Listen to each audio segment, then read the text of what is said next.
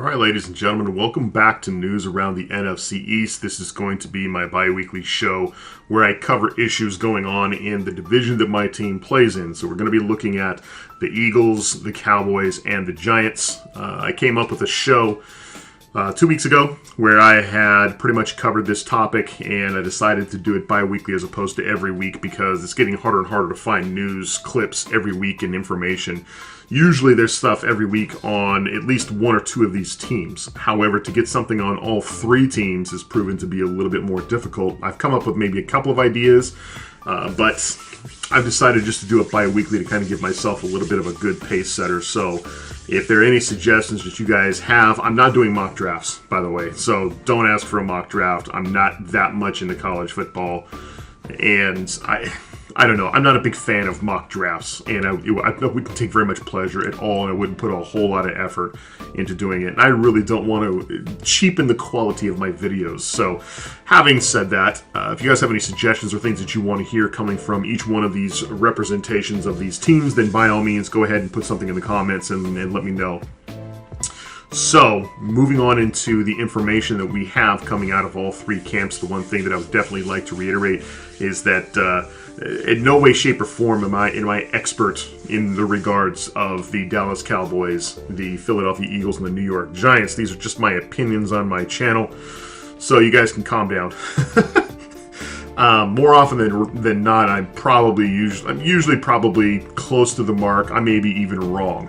But based on the opinions of this channel, if you guys have any concerns or anything, then let me know. Hit me up on Twitter. I have a Twitter link that'll be going up on the next page here. So, taking a look at that, we are going to go into the first setting of news from the NFC East.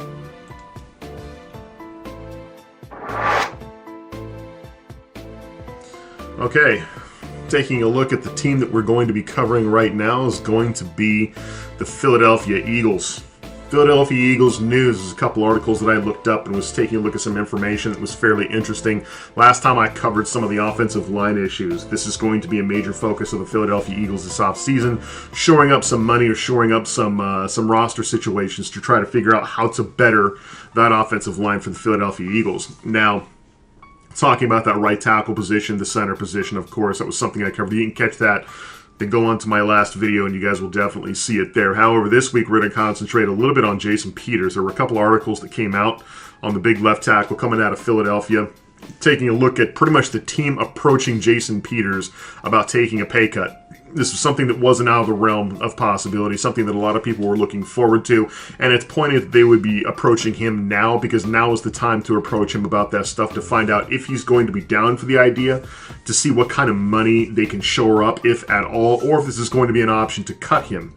According to Spot Track, Peters is scheduled to make $9.5 million in his base salary this year, plus an extra $1 million in signing bonuses. Which is pretty much, and also he has a $250,000 workout bonus that he has coming to him, putting his 2017 cap hit at $11.2 million.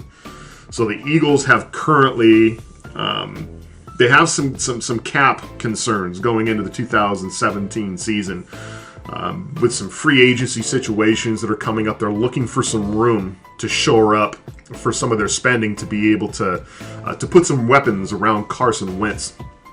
Now, Peters is heading into his 14th season in the NFL. He was an undrafted free agent out of Arkansas. He was named to a Pro Bowl 6 times. He was named to a Pro Bowl 9 times. He's been an All-Pro 6 times. And taking a look at the margin, he's had some pretty interesting seasons. He played really, really well under Chip Kelly as well. For those of us that exist in the NFC East, we all pretty much know who Jason Peters is. He's a very, very good tackle. In being that good left tackle, Jason Peters is picking up the blind side of that young quarterback, Carson Wentz. Now, of course, leverage remains on the side of one Jason Peters, and the leverage that we're looking at, according to Joel Corey, and a quote that he has from the article that I was reading, it says, "You can ask Jason Peters nicely to consider taking a pay cut, but if he doesn't, what are you going to do? You're not going to release him and create another hole. You would save $9.7 million in the cap, but with the end justifying the means in releasing him, you really need to look at him at this point." that's obviously something that needs to be taken into consideration, because and this is the funny thing I found about this article. It says the Eagles have Lane Johnson at year 5, and they looked at extending him. They extended him $56 million with the idea of eventually moving him to the left tackle spot.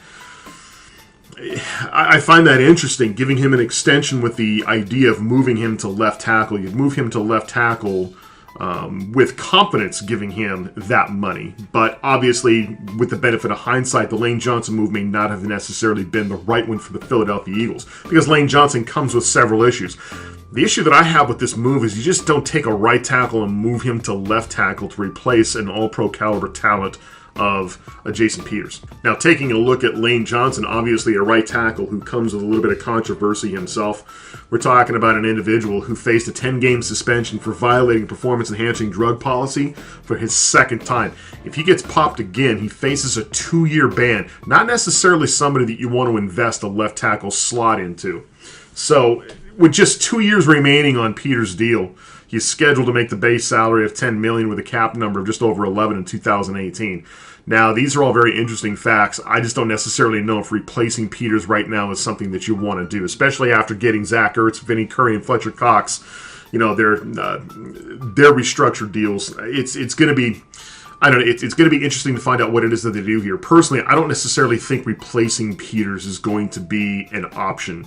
Asking him to restructure his deal and kind of crossing your fingers at this point, but left tackles are a hard commodity. The only thing that makes obvious sense to me at the Jason Peters spot is if you are not able to go with Jason Peters, you need to find out as soon as you possibly can, which makes the timing of this whole situation to be fairly good.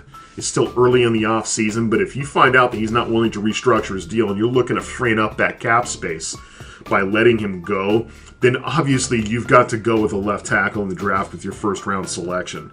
And given their affinity for wanting to move up in the draft, especially to get a quarterback, do you do the same with a left tackle? I'll be interested to find out what some of you Eagle fans think out there. If you guys are watching this program, tell me what you think the Eagles should do. Because honestly, that's my binary track for this particular situation. If he's willing to restructure, then that's good. It's going to free up some money. You're going to be able to pay him a little bit less to get some more weapons. That makes sense for everybody. But if he's going to play hardball and say, no, I'm not restructuring a damn thing. If you don't like it, then you can cut me. I would possibly look at going to the draft for a left tackle. You got to draft first round. You've got to go with that first overall pick for your team to go to that left tackle position. There's pretty much just no other way around it. So that's my opinions on the Jason Peters situation. Now, moving on to the next information that we have on the Philadelphia Eagles. I'm going to throw out a name out there and see if you guys have heard of this name, because I have not, and I would like to throw in a little bit of a disclaimer when it comes to this name, because I'm going to butcher it and I'm pretty sure that I am not pronouncing it correctly. But the name that I'm going to throw out there is Deloitte & Touche. It is an LLP. It is a business. It is a firm. Deloitte & Touche. And the interesting thing about this particular company is that they're an auditing firm. They're an auditing firm that's based in, I believe it's somewhere in Europe. But they're an auditing firm that has a lot of very interesting clientele. 20 major companies. Interesting clientele that's out there. Let's list a couple of them. They've got Boeing, they've got Raytheon, they've got Verizon Wireless, they have Dell, Microsoft, Major League Baseball, Best Buy, Heinz, Levi and Strauss, State of California. The state of California. The whole damn state. They got Starbucks, UPS, General Motors, Winter Olympics, 2010 Winter Olympics, 2012 Summer Olympics, and Comcast, and also the National Football League. Now, what is it about Deloitte & Touche that A, has them with a contract with the NFL and is pointed enough for Burgundyflyguy to mention on his News Around the East channel? Well, Roger Goodell has been dealing with Deloitte & Touche on many different occasions, but one of the interesting things that I find about Deloitte & Touche, an accounting firm, mind you, they do taxes, they take a look at accounting firm and numbers, they do a lot of number crunching and tell you pretty much how to skate on your taxes. But the interesting thing about Deloitte & Touche is that there were 6 representatives from this accounting firm, 6 representatives that were involved in tabulating and monitoring the votes for the Hall of Fame for the NFL this year, for 2017. And for those of you that kind of know where it is that I'm going with this, is that I found this to be a very, very interesting aspect of an article that came out from Paul Domowitch, from the Daily News columnist, who was talking. And this individual, Paul Domowitch, is a guy who is also one of the panel voters for the Hall of Fame bids. So if you're talking about individuals that go into a secret room with these Deloitte and Touche douchebags, and they all get to decide, mind you, these columnists that have probably never played a sport in their lives and spent most of their time being nerds, getting beat up and thrown into lockers, are the guys who are voting on Hall of Fame numbers. They get to pick who it is that's in the Hall of Fame, and a lot of this, of course, is biased opinion. But he writes an article about how Brian Dawkins and Terrell Owens were snubbed getting into the this year's 2017 Hall of Fame bids. He goes through the process, and he even, to a certain extent, kind of tells you what some of these people were thinking. Now, the interesting thing is that he makes a quote in here where he talks about that they are prohibited. They're prohibited by the league from mentioning what conversations were made, what was said in these private little secret rooms where they have their own little secret handshakes. And they're prohibited from talking about what it is that was said in these rooms. So you don't really get an idea of exactly, as far as quotes go, on whose opinion gets in and whose opinion does not. But he does kind of give you the impression or the feeling that with his fellow voters, they were firmly entrenched on 2 of these individuals. And I'm talking, of course, about Brian Dawkins and Terrell Owens. His bid for Terrell Owens, and I'm not going to get too much into Terrell Owens, but he was a very, very staunch and firm believer in the Terrell Owens bid getting in, despite his off-the-field issues. One of the funny things that I found also about this is that, according to his article, you're not allowed, and this is unique. I don't know if I can necessarily find it in the article here, but one of the things is unique about the Hall of Fame bid for the NFL, as opposed to Major League Baseball, is that the NFL, you are not allowed to take antics and off-the-field issues into consideration when you go for your Hall of Fame bid. I do believe baseball, you can do that. But one of the things that he felt that set Terrell Owens apart on his snub was his locker room antics. A lot of the locker room disturbances that he was reputed as to causing behind the scenes, they kind of consider the locker room to be an extension on the field.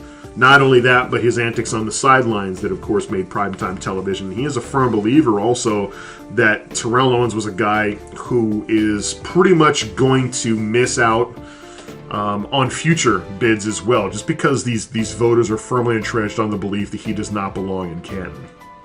However, moving on to Dawkins, we're talking about a man.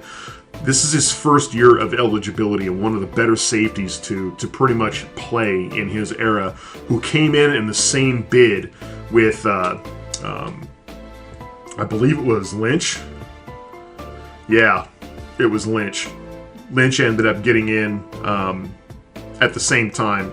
So John Lynch and Brian Dawkins were two phenomenal safeties at their positions, and I pretty much, if you're an Eagles fan, if you're a fan of any team in the NFC East, you automatically know and see where this is going. The odds of him getting in on a dual safety spot in Canton in his first year, head to head with Stephen Lynch, or John Lynch, I don't think that's going to happen. If you had to flip a coin between the two, it's not a 50-50 shot. I don't know necessarily why John Lynch was such a favorite. I do know he was really, really big on the charity work that he did, but I was not a fan of John Lynch's. I don't recall seeing too many of his games. I know a lot more about Brian Dawkins because we played in a division with him. But Brian Dawkins was a guy. His numbers are irrefutable, to tell you the truth. He's a guy who's a defensive player, the only defensive player in history to have more than 25 interceptions, sacks, and forced fumbles. That's phenomenal. That's over the course of his career. And I don't know. I would consider Brian Dawkins to be a guy who is equally good at his position as an Ed Reed. But Ed Reed played for some stellar defenses and had the ability to stand out. Brian Dawkins did not necessarily have a stellar defense. So knowing what I know of Brian Dawkins, I think Brian Dawkins is going to get in. This may not necessarily be his year, but honestly, when you take a look at the balloting for this individual, they said that as far as the top votes that came in, the modern era finalists, taking a look, of course, at kicker Morton Anderson, tackle Tony Baselli, wide receiver Isaac Bruce, coach Dan Coryell, running back Terrell Davis, Brian Dawkins, Alan Benica, Joe Jacoby, Ty Law, John Lynch, Kevin Mawai, Terrell Owens, Jason Taylor, LaDainian Tomlinson, and Kurt Warner eliminated from those votes. You had to eliminate 5 of those individuals. The people who did not make the vote, who got voted out, was Bruce, Coryell, Fenica, Jacoby, and Owens. And then, of course, eliminated in the top 10, you had to eliminate 5 more votes. And, of course, to get the top 10, you ended up having to eliminate Baselli, Dawkins, Law, Lynch, and Mawai. So this is not his year, his first year to get in. He ends up getting snubbed. And I think that, of course, he's got a couple more years to be able to get a chance to get in. But the interesting thing is that he's going to be going up against some fairly heavy contenders the next couple of years. I believe it says next year Ray Lewis and Randy Moss, Brian Urlacher, and Steve Hutchinson are going to be on the ballot. So that's going to be a crowd that's going to be tough to contend with. Those are going to be new admissions, along with the admissions that didn't make it this year, last year, and the year before. The year after that, we have another safety, Ed Reed, who's going to be eligible, and then the year after that, it's going to be Troy Polamalu. So it's going to be tough for Brian Dawkins to be able to get in. My honest opinion, I think his best opportunity was probably this year to get in. It's going to be tough for him after that, but then again, for those of us that are fans of our team that see these individuals go into the Hall of Fame, this is what it's like. This is how we see their opportunities slowly increase or diminish throughout the period of time that they're eligible to make the Hall of Fame. So hopefully he'll be able to make it in. I personally would like to see it, because even though I didn't like Brian Dawkins, and my dislike for Brian Dawkins has everything to do with the fact that he was a rival. Besides that, talent recognizes talent. I was a huge admirer of his talent, and he was one of those guys you had to be wary of when you played against him. And to see him have highlight reel games against your team was something that happened commonly. So I personally would like to see him get in. So moving on to the next team here. Okay, moving down south, we're going to take a look at information that is coming at us through the Dallas Cowboys. One of the articles that I had read from SB Nation is an article that was written by one cool customer. That is the name that he is going by. He or she is going by. Don't want to be sexist here. But the article was titled, "Why the Cowboys Will Not Get Any Compensatory Picks in the 2017 Draft." Now, taking a look at compensatory picks, for those of you that want to know what a compensatory pick is, the overall definition, the shortened version definition, the definition that we have for a compensatory pick is that these are draft picks in the 3rd through 7th round awarded to the NFL team who lost high-value unrestricted free agents the prior year. This includes street free agents, whatever the hell a street free agents is.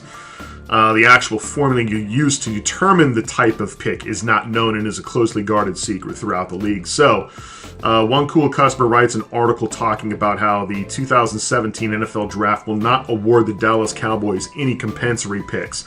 And breaking it down for us pretty much, the Cowboys' bottom line did not lose enough in free agents to qualify to get any compensatory picks. Now, the Cowboys did have a number of off-season or a number of free agents, but not enough of a free agent loss to automatically qualify them for these picks. What's important to note is that the cutoff date for these compensatory free agents is the second Tuesday after the NFL Draft. So May 10th in 2016, May 9th in 2017. So that's this year at May 9th. Second Tuesday after the NFL Draft. So why is this important? This is important because free agents signed after that date do not count towards the determination of compensatory draft picks. So if you get these individuals after that date, it's not going to count towards a compensatory pick. These compensatory picks can actually end up being a big deal in the NFL Draft. There's a lot of teams out there that are able to get some fairly decent depth, some fairly decent draft picks out of these compensatory picks when they lose free agents. Some people don't necessarily consider it to be a true compensatory, because the talent that you are losing is not necessarily the talent you are gaining. But there's a lot of really good teams out there that are able to turn in some pretty good talent with a compensatory pick. A pick is a pick, in my opinion. And if they're going to offer out free picks, then hey, why not take it? So prior to May 10th last year, the Cowboys added 4 free agents. That was defensive tackle Cedric Thornton, defensive end Benson Moyoa, and running back Alfred Morris, and offensive guard Joe Looney. While losing 3 free agents, Castle, Mackenzie Bardot, and Robert Turbin, not every one of these players equaled a compensatory pick according to this closely guarded formula. Now, the Cowboys obviously have more free agents that are leaving the team, with the likes of Greg Hardy, Jeremy Mincy, Nick Hayden, Danny McCray, Casey Walker, Rodney Smith, and Tyler Klutz. They remained unsigned until May 10th. But not one of these guys made the 53-man roster on the team last year, so they didn't get compensatory picks out of that. And one of the interesting things about this article, writer One Cool Customer, is that he stated in the very end of his article that pretty much armed with the knowledge of how the compensatory picks process works, one of my next articles will look at how the Cowboys play their cards right in free agency and may secure some extra compensatory picks in the drafts 2018. So definitely an article you want to take a look at. Go over to SB Nation and look up One Cool Customer. He is on Twitter at OCC44. I wouldn't mind actually reading that article. Not that I'm interested in the extra compensatory picks, but I'm kind of interested in finding out what his idea of how this process works for compensatory picks and how it equals out the way that it does. So some interesting information coming from him. Now, the next article that we have goes into the interesting night that the Dallas Cowboys had in 2016 prior to the Super Bowl. A lot of interesting comings and goings. Todd Archer from ESPN, he's a staff writer over there, talks about some of the biggest moments towards the end of the 2016 season going into that Super Bowl. He goes into quoting, talking about the biggest moment of the selection was general manager Jerry Jones getting inducted to the Pro Football Hall of Fame. Quarterback Dak Prescott was also named Associated Press Offensive Rookie of the Year. Jason Garrett was named AP Coach of the Year. Running back Ezekiel Elliott was named FedEx Ground Player of the Year, and the Cowboys offensive line was named Built Ford Tough Offensive Line of the Year. So obviously some great accolades going out towards that 2016 season that the Dallas Cowboys had. One of the interesting aspects was during a Hall of Fame ceremony was when the Q&A that they have with the selections, Jerry Jones was then notified that Jason Garrett had been named Coach of the Year. This is Jason Garrett's first Coach of the Year honor, and the one last time that the Cowboys had was Jimmy Johnson back in 1990. And the only other one that they had before that was Tom Landry, I believe, according to the article, was 1966. So 3 coaches that have won NFL Coach of the Year that are Dallas Cowboy coaches. Now, one of the things the article also talks about was on Sunday, the very, very high-energy game, the enigmatic game that became the New England Patriots and the Atlanta Falcons. The article writer talks about the perspective that this put this Dallas Cowboy team in, and just how far away or how close is the Dallas Cowboy team to being one of these 2 teams to compete into the Super Bowl. Some people might consider it to be inches, considering that it was only inches, in which Jared Cook, the tight end for Green Bay, was actually able to make that catch to set up the field goal to win it in regular time for the Green Bay Packers. Just inches in which he was able to catch that ball. If he doesn't catch that ball, then obviously we have a different outcome than the one that we got. Others may necessarily consider it to be miles before they actually get there, considering the high-octane offenses that were the New England Patriots and the Atlanta Falcons going into that football game, especially with Tom Brady and a Bill Belichick. That's a combination that the Dallas Cowboys are not really close to yet. I don't know if that's necessarily a lofty comparison, because there's not a lot of coaching quarterback combinations that are out there. I stress to even think of one that has the unique relationship that is Tom Brady and Bill Belichick. So one of the things they talked about Bill Belichick's quotes, and I found it interesting, was they quoted Bill Belichick, and they were trying to compare Jason Garrett to Belichick's quotes. One of the things that he talked about, I'm not going to go into the entire quote, but he says some things like it's a good football team, they were a tough football team, they were really, really well coached, they had some great respect, the players worked really, really hard, they went out there to compete every single day, every single practice until it was perfect. They always put forth their greatest effort with a lot of toughness and a great will to win. They try to correct their mistakes to better the team.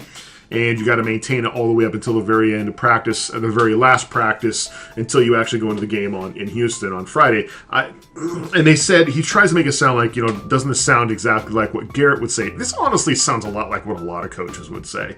There's a lot of coaches that say this, and Bill Belichick is not a massive, he's not an intense individual when it comes to interviewing with the press anyway. The guy's very bland, the guy's very milquetoast, the guy's very basic, he's very monotone. He says a lot of the same things over and over and over again. He's one way with the media, and I'm pretty sure he's another way with the team. So to sound a lot like Bill Belichick is not that hard. It's not that difficult. So I don't necessarily know if I'm bridging the gap between Jason Garrett and Bill Belichick. The major gap between that is 5 Super Bowl victories. So we'll leave it at that. Taking a look at the Dallas Cowboys, pursuit towards a championship this last year was impressive. They have many areas to thank. They got the Ezekiel Elliott's, the Prescott's, the Wittens, the Bryant's, the offensive lines, the Sean Lees. Those are some of the pieces that helped contribute to get them to where it is they need to go. But they also have they also have a lot of holes. One of the things that was interesting about what this beat writer had said was he talked about the comparisons between the seasons where they had won really, really well and then coming back the following season and it wasn't quite what they had expected.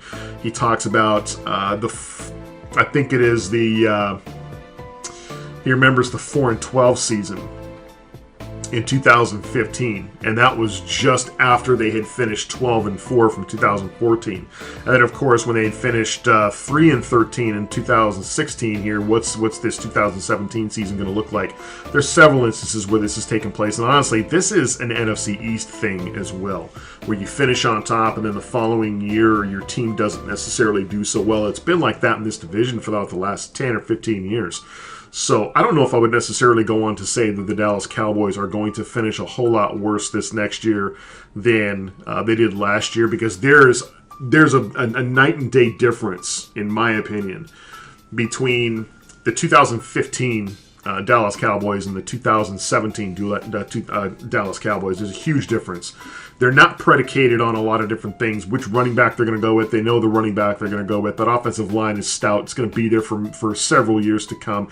And not to mention their quarterback was a rookie last year. So a lot of this in the previous years hinged on the health of Tony Romo. The health of Tony Romo is now no longer an issue. And they have made that seamless transition, a transition that not a lot of teams are able to make. The Dallas Cowboys were able to make it. They were able to make it with Dak Prescott. So assuming that Dak Prescott is not a one-hit wonder, I'm not going to throw him in the RG3 category because I don't think Dak Prescott is anything like RG3. He is a lot more of a gamesmanship quarterback and see a lot more things developing. And the one thing he did really, really well over Robert Griffin III is his ability to adjust to the game during the game. So comes out with a great game plan and is also able to adjust, put up some very, very interesting numbers. I think defense is going to play him a little bit harder, and you're going to see him struggle a little bit more, but I don't see them coming up with last place or second to last place because of the performance of just that quarterback position. It is possible. I don't necessarily think it's going to happen. It's not quite the same thing as having an injured Tony Romo. There's a difference between not playing well and not even being on the field, period. So, very interesting article that has come out from Todd Archer over at ESPN.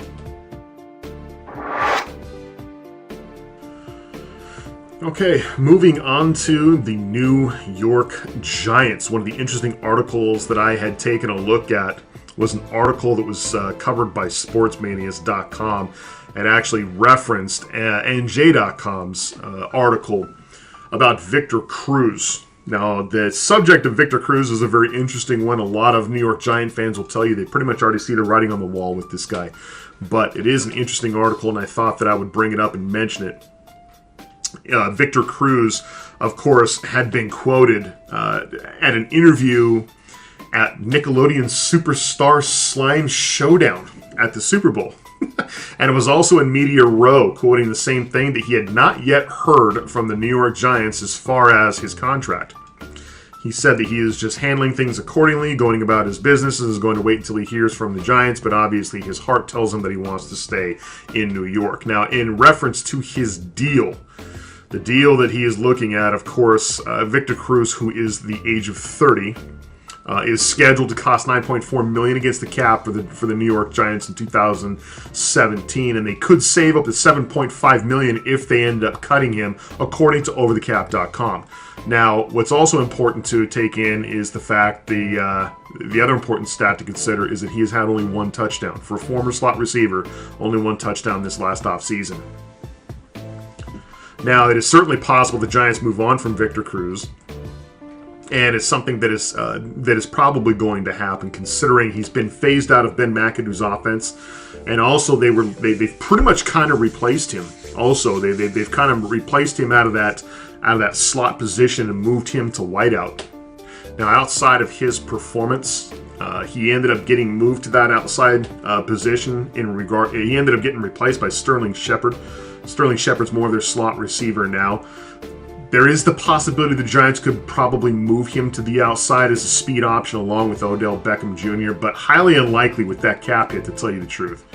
They are asking him to take another reduction. He ended up taking a reduction last offseason. He reduced his base salary to $1.3 million, which was previously scheduled to be at $7.9 million, but this was also after he ended up missing a couple of games due to a torn right patellar tendon.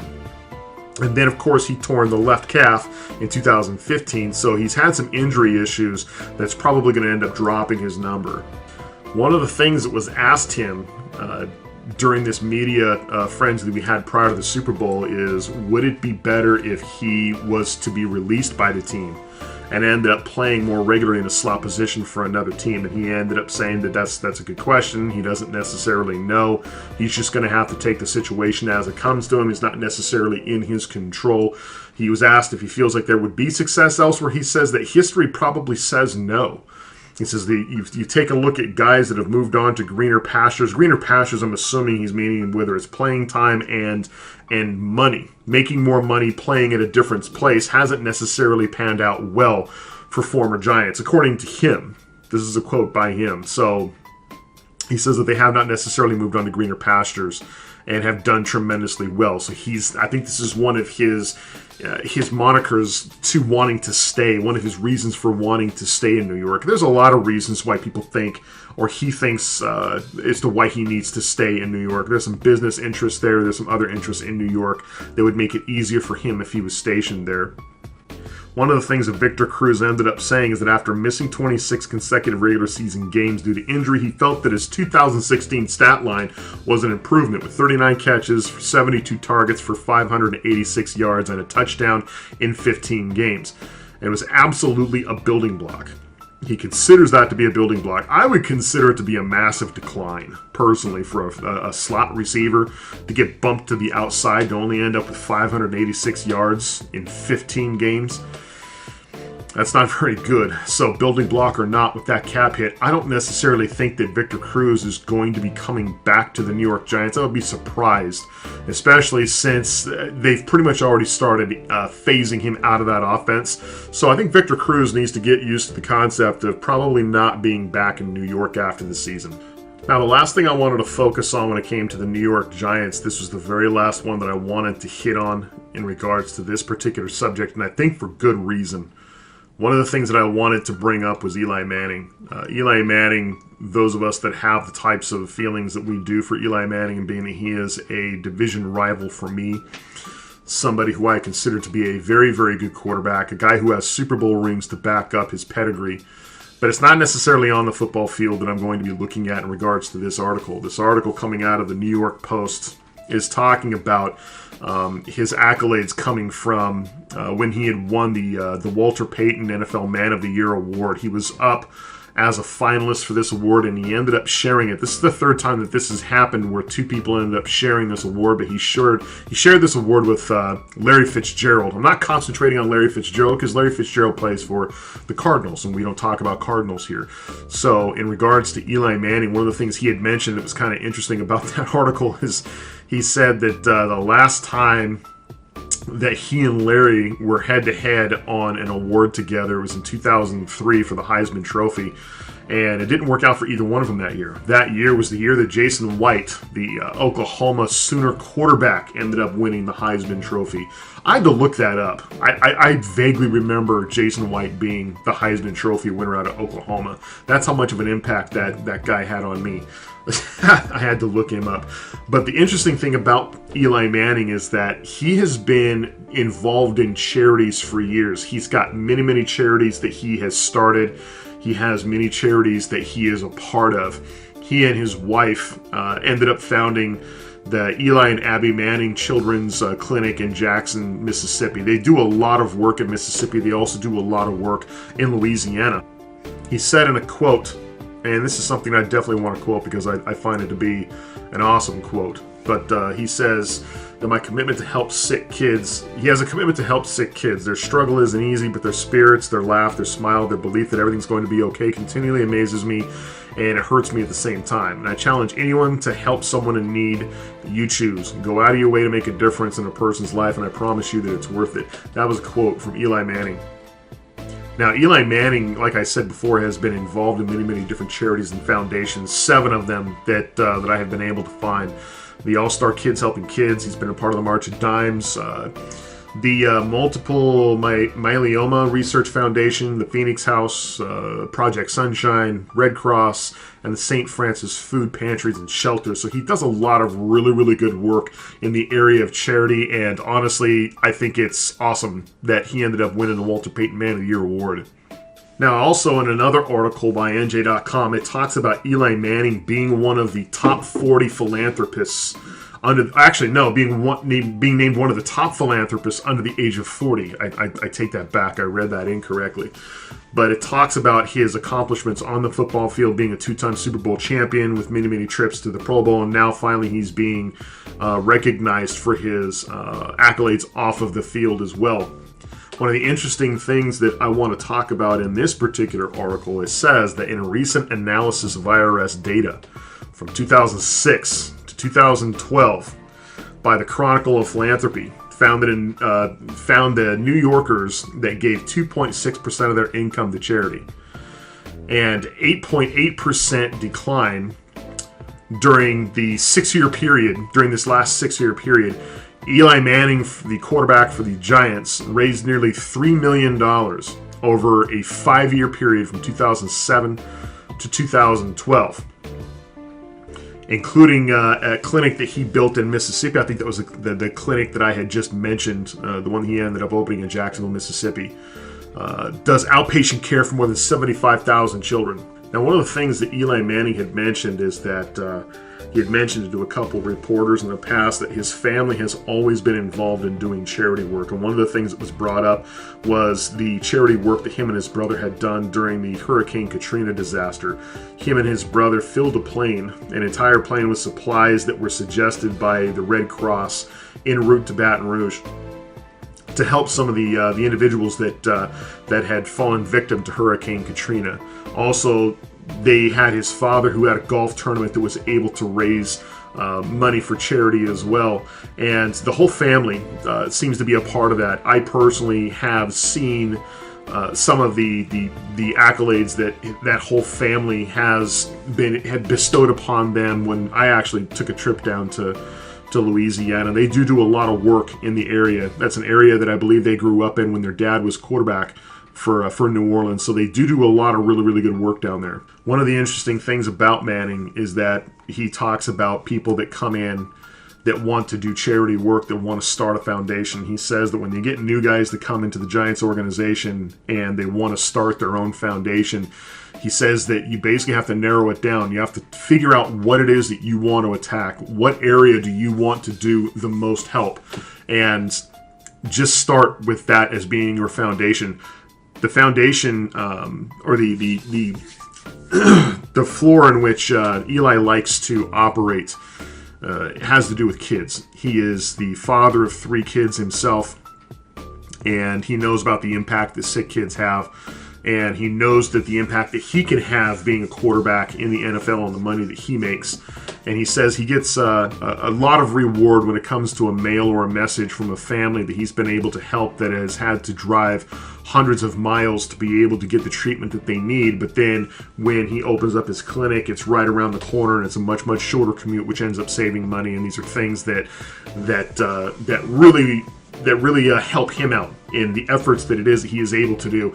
So a very, very good article. If you haven't had a chance to go read it over on NJ.com, it talks about him. It's titled The Giants' Eli Manning named one of the top philanthropists under the age of 40. So besides being a philanthropist, the charity work that he is able to do, the amount of money that he is able to raise, considering that alongside the money that he makes from the NFL, the contributions that he makes towards charity is significant. You don't see a whole lot of guys doing this. And I think this award that he ended up getting from the Walter Payton Man of the Year Award was well deserved, not only to him but also Larry Fitzgerald as well.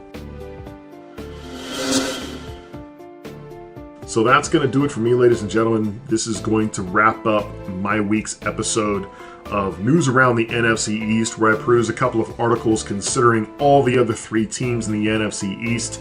I'm going to be putting together another video here at the end of the weekend where I talk about news coming out of Washington.